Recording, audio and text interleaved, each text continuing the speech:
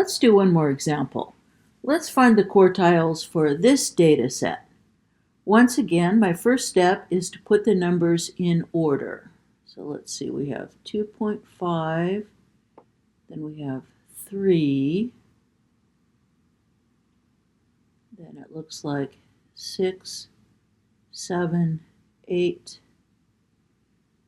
9, 9.5, and there's 2 10s. We're going to begin by finding the median, but to do that I need to know whether I have an odd or an even number of data values. Well, there are 9 data values. That's an odd number. So the median is going to be the number in the data set that's right in the middle.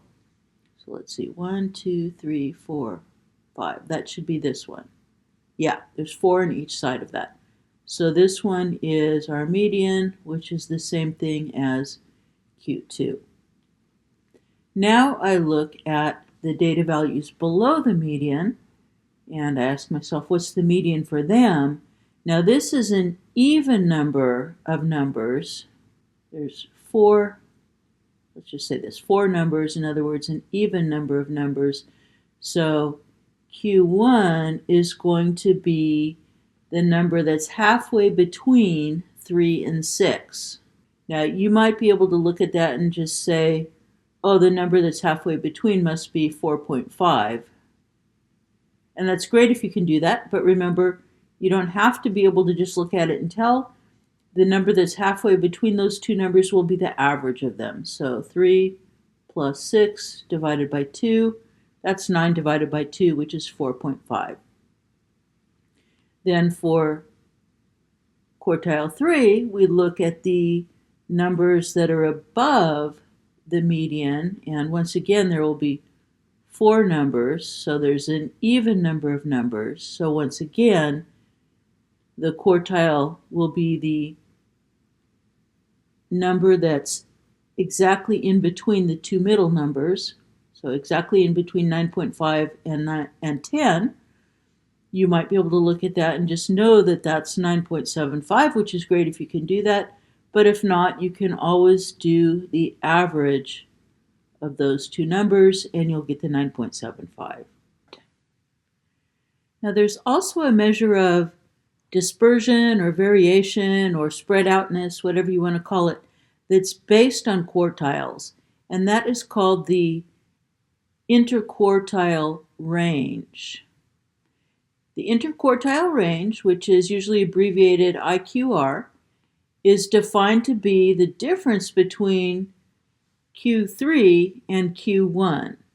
So let's go back to our examples 3 and 4 and find the interquartile ranges for those two data sets.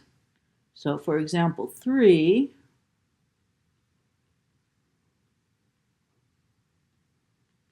again, IQR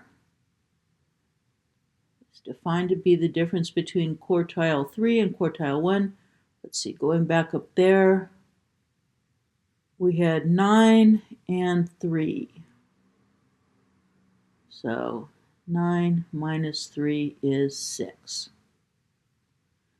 For example 4,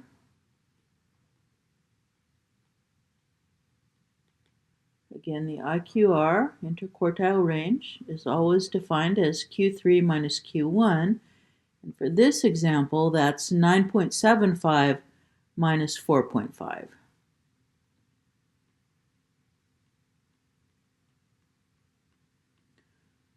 Which is what? 5.25.